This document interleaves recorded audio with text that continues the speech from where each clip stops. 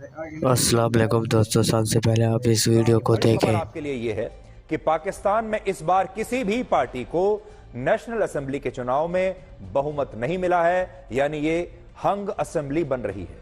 अब तक national assembly की 265 सीटों में से 223 सीटों के नतीजे घोषित हो चुके हैं, जिनमें से सबसे ज्यादा 90 सीटें निर्दलीय उम्मीदवारों ने जीती हैं। देखिए, यह भी एक अजीब सा चुनाव है। शायद पाकिस्तान ऐसा पहला देश होगा जहां पहले नंबर पर निर्दलीय उम्मीदवार है, और ये सभी निर्दलीय उम्मीदवार इमरान खान की पार्टी पाकिस्तान तहरीक इंसाफ के ही उम्मीदवार हैं, जिन्होंने पार्टी का चुनाव चिन्ह जब्त होने के बाद बतौर निर्दलीय उम्मीदवार चुनाव लड़ा था, क्योंकि उनके पास और कोई रास्ता ही नहीं बचा था। सरकार ने इमरान खान की पार्टी जो है छीन ली थी, उसका चुनाव चिन्ह भी ले लिया था। इसलिए उनके जितने भी उम्मीदवार थे वो इंडिपेंडेंट निर्दलीय उम्मीदवार के तौर पर चुनाव लड़े और जीत भी गए। अब इन निर्दलीय उम्मीदवारों ने उन बड़ी बड़ी पार्टियों को चुनाव हरा दिया है, जिनके साथ पाकिस्तान की सेना और वहां की खुफिया एजेंसी ISI थी। और इन पार्टियों में कौन कौन है देखिए, इनमें सबसे बड़ा नाम है नवाज शरीफ का, और नवाज शरीफ की पार्टी पाकिस्तान मुस्लिम लीग नवाज, उसे 64 सीटें मिल रही हैं, वो दूसरे नंबर पर है। बिलावल भुट्टो की पाकिस्तान पीपल्स पार्टी को अब तक 50 सीटें मिली हैं और वो तीसरे नंबर पर है।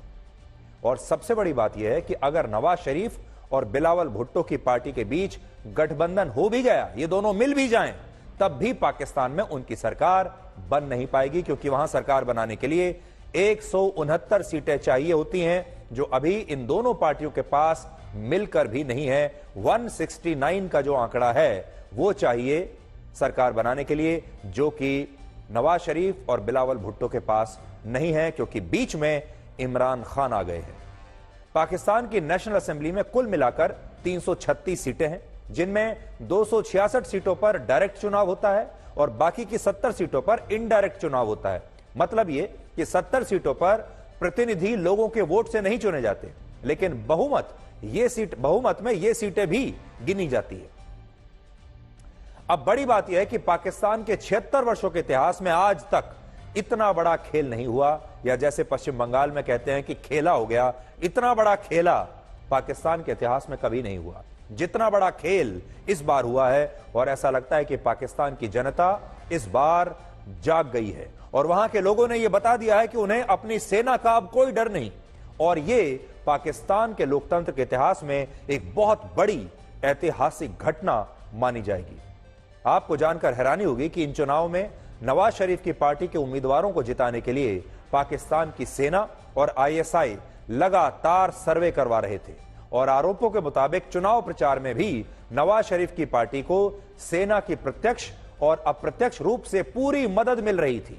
यानी सेना ने नवाज शरीफ को चुन लिया था, सेना ने नवाज शरीफ को सिलेक्ट कर लिया था, और पाकिस्तान का पूरा सरकारी तंत्र भी नवाज शरीफ की पार्टी की मदद कर रहा था। और स्थितियां ऐसी थीं कि नवाज शरीफ पाकिस्तान में 200 सीटें जीतने का दावा कर रहे थे, लेकिन आज जब नतीजे आए तो उनकी पार्टी 100 सीटों के आंकड़े को भी छू नहीं पाई, और पाकिस्तान के लोगों ने बता दिया कि वोट की ताकत सेना की ताकत से बड़ी होती है, और सेना के पास भले ही खतरनाक हथियार होंगे, लेकिन यह हथियार वोट के हथियार के सामने पूरी तरह से निष्प्रभावी साबित हो गए। और सोचिए, सब कहां हो रहा है? पाकिस्तान जैसे देश में।